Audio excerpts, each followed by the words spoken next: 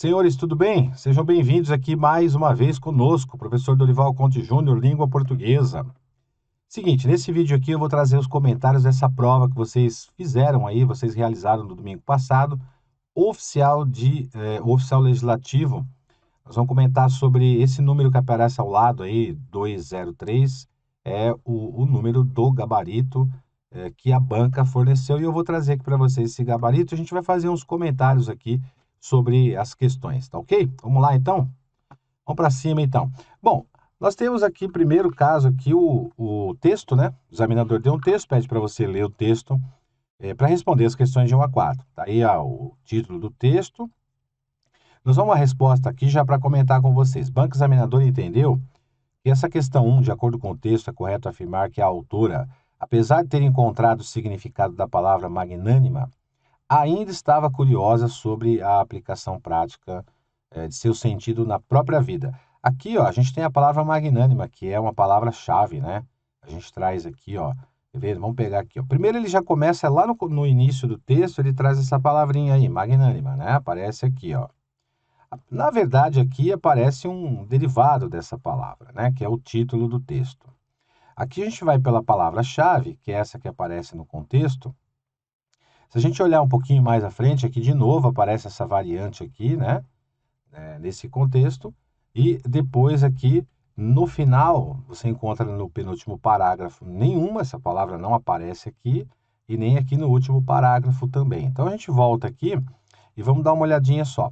A autora do texto, ela correto afirmar que, apesar de ter encontrado o significado da palavra magnânima, ainda estava curiosa sobre a aplicação prática, outra palavrinha-chave aqui.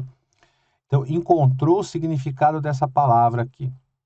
A gente vai trazer, nesse contexto, se você olhar o texto é fácil de leitura, né? Não tem segredo nenhum.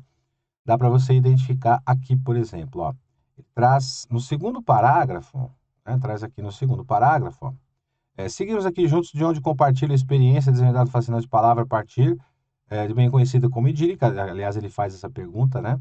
E coloca aqui, né, ó, amor de mãe, tem até a ver com o segundo ali significado, né?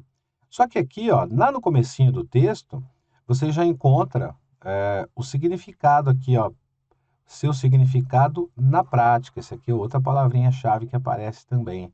Então ele põe assim, ó, no contexto ele põe assim, ó, o conceito ainda me era desconhecido até desvendar seu significado, na prática do amor de mãe. Esse é um contexto aqui que aparece a palavra, né?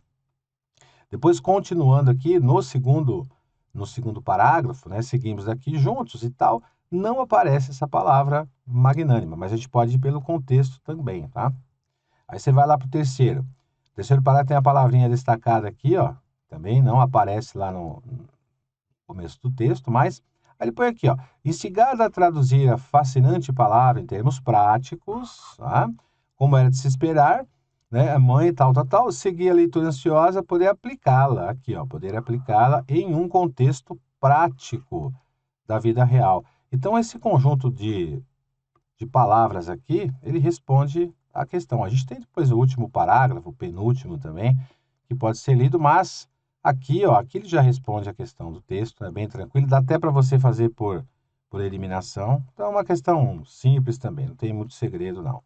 Pega, por exemplo, a letra A, ó, leva a questão da palavra magnânima para os seus amigos, o que causa grande debate e brigas, isso não tem no texto. B, já sabia o significado da palavra? Não, que também não aparece no texto, aqui também não. Como a mãe na vida real descobre que a palavra pouco tem a ver com a maternidade. Não, negativo. Por eliminação, letra D de dado. Aqui é conhecimento de vocabulário, né, gente? Aqui é repertório, não tem jeito, né? Mas dá para você fazer pelo contexto também, ó. Assinale a alternativa que apresenta um sinônimo da palavra idílica destacada no texto. É claro que você está na prova, provavelmente a maioria não conhece essa palavra, né? Então você vai pelo contexto, né? Tá lá no comecinho do texto, ó. Tá aqui, ó. É legal você dar uma lida no texto inteiro aqui, desde aqui, ó. Mas se você, como eu, até bem pouco tempo atrás, não conhece, ótimo. Seguimos daqui juntos, de onde compartilho a experiência de ter desvendado a fascinante palavra a partir de uma frase bem mais conhecida e idílica aos meus parâmetros. Amor de mãe, aqui você vê o contexto, ó, amor de mãe de adolescente. E aqui dá para você por eliminação, ó. Você elimina, né? Idílica não quer dizer apropriada, nem inapropriada, nem interessante. Terna, né? De ternura. Tranquilo aqui também. Questão 3. Substituição de termo destacado por pronome átono. De acordo com a norma padrão da língua portuguesa, a norma padrão é regra, né? E quanto ao uso dos pronomes, assinale a alternativa que os termos destacados, a fascinante palavra, são os termos destacados, né? São devidamente substituídos por um pronome pessoal sem alteração de sentido.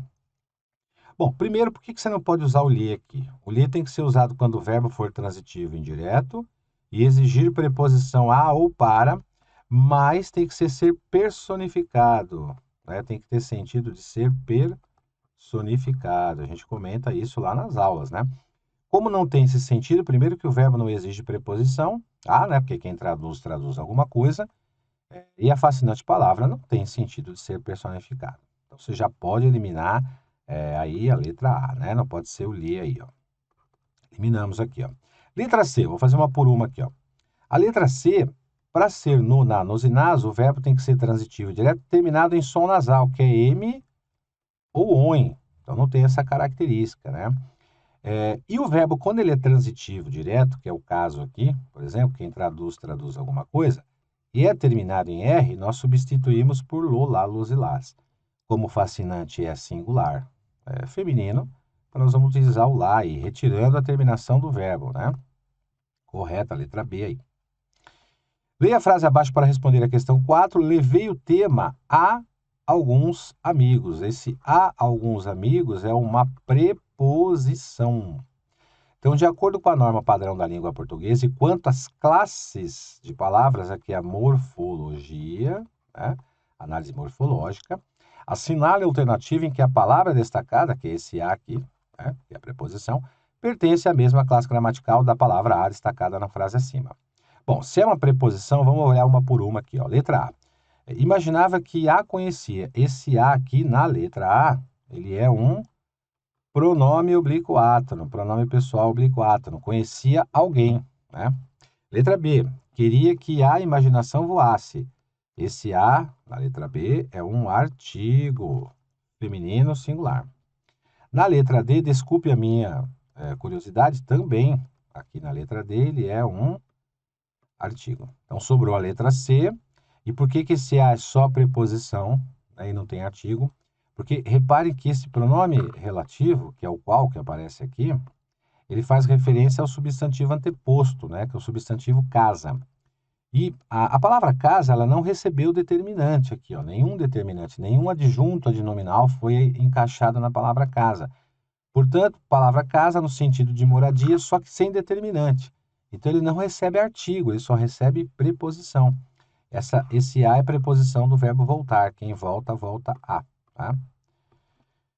Questão 5. Bom, questão 5 aqui, gente, ortografia aqui não tem muito o que comentar, né?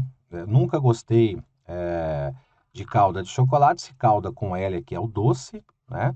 E a calda com O aqui é o do animal, né? Apesar dos esforços, o animal perdeu a sua cauda, né? Que é a continuidade do corpo do animal ali, que é o rabo do animal, com U. Que é conhecimento de expressões, daria para fazer até por eliminação aqui, ó. 6. De acordo com a norma padrão da língua portuguesa e quanto ao uso ou não da crase, uso ou não, né? Assinale a alternativa correta. Bom, letra A está errada por quê?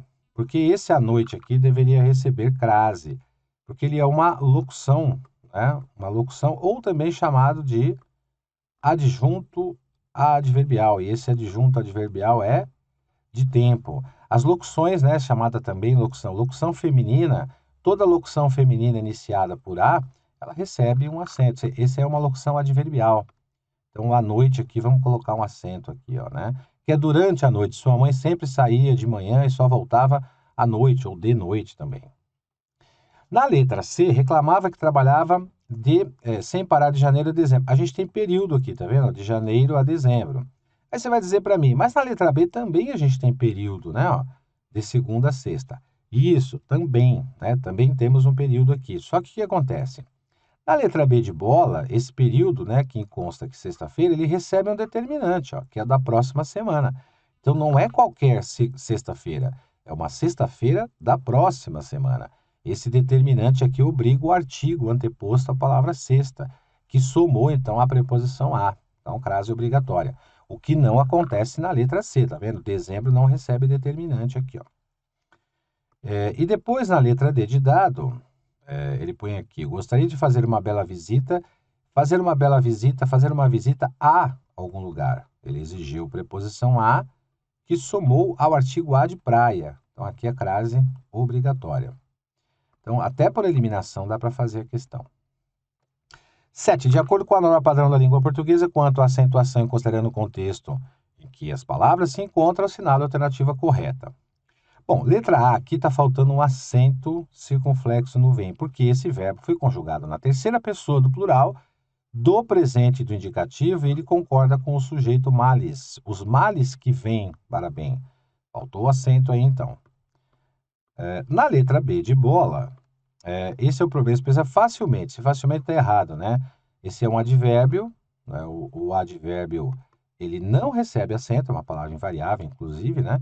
Então, esse acento aí está errado. Na letra C, o balaustrada. Muita gente confundiu com balaústre, né? Na verdade, ele é um derivado de balaústre. O balaústre, essa palavra balaústre, ela tem acento. É a letra U, numa paroxítona acompanhada da letra S, né? Na mesma sílaba. Recebe acento, mas balaustrada não tem acento. E a palavra imóvel aqui é uma paroxítona terminada em L, assim como incrível, né? Na letra D de dado. Criássemos aqui uma proparoxítona, né? Todas são acentuadas no caso aí. Bora para frente aqui. 8. De acordo com a norma padrão da língua portuguesa, e quanto à pontuação, assinale a alternativa correta. O que acontece nessa letra A? A gente tem uma oração aqui, ó. Isso aqui é uma oração deslocada. Você vai dizer, mas cadê o verbo dessa oração? Está implícito, né? Como é que você sabe que tem um verbo aí? Pela conjunção segundo. Essa conjunção é uma conjunção conformativa, de conformidade. Eu posso trocar por conforme, né? Então, conforme ela, conforme disse ela, segundo disse ela. Então, uma oração deslocada para o início do período, obrigatoriamente ela vem aqui, isolada pela vírgula no início do período, né? Aí depois a gente tem uma vírgula aqui, esse que é pronome relativo. Se ele é pronome relativo, ele introduz uma oração subordinada adjetiva. Com vírgula, oração subordinada adjetiva explicativa, sem vírgula também poderia colocar nesse contexto aí, porque seria restritiva. Aqui, por exemplo, ó, aqui, segundo ela, a estação, aqui está separando o verbo do sujeito, está errado, né?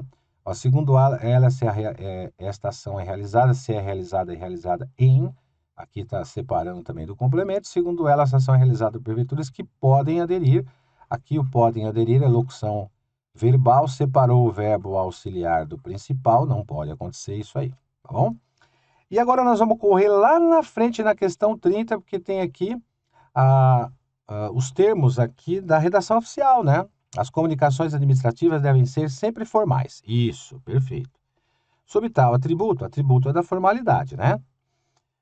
Analise as proposições abaixo. Bom, aqui a banca está dizendo que só a letra A, que é apenas a 3. Vamos dar uma olhadinha na frase 1. Olha o que está errado aqui, ó. A formalidade não é válida para as comunicações feitas por correio eletrônico. Negativo.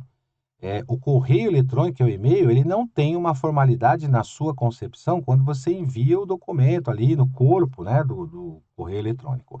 Mas os documentos enviados pelo e-mail, eles devem ter sim a formalidade, claro, né? Então aqui já pode eliminar aqui.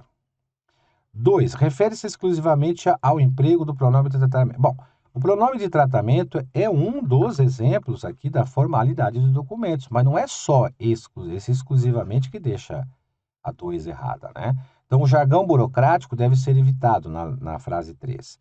Esse jargão burocrático, o que é? São aquelas expressões técnicas específicas de cada administração. Então, se eu tenho uma expressão técnica de uma administração, se eu envio um documento para uma outra administração, pode ser que esse jargão dessa administração, a outra administração não conheça. Então, claro que isso vai dificultar a compreensão. Então, a letra A, certinho aí. A questão está correta. Vamos para a próxima. Características da comunicação oficial. Assinale a correta. Letra B de bola. É necessário buscar a uniformidade do tempo verbal em todo o texto. Sim, claro, essa é uma das formalidades, norma padrão da língua portuguesa. Correto, né? que está errado na A? Deve ser concisa? Sim, concisa, né?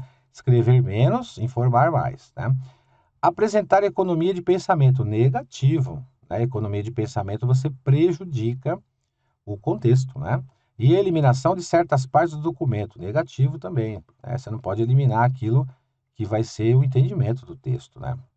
Letra C, utilizar palavras e expressões simples, sim, aí tudo bem. Isso é um sentido comum, né? Sim, correto. Agora, não demonstra clareza? Negativo.